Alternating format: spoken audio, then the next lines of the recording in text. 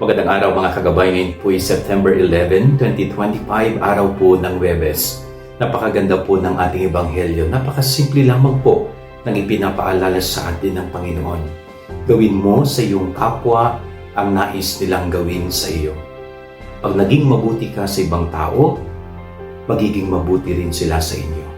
Subalit kapag ikaw ay naging masama sa kanila, magiging masama rin sila sa inyo.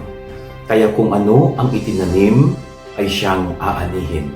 Kaya napakaganda po't napakalinaw, napakasimple ng paalala ng Panginoon.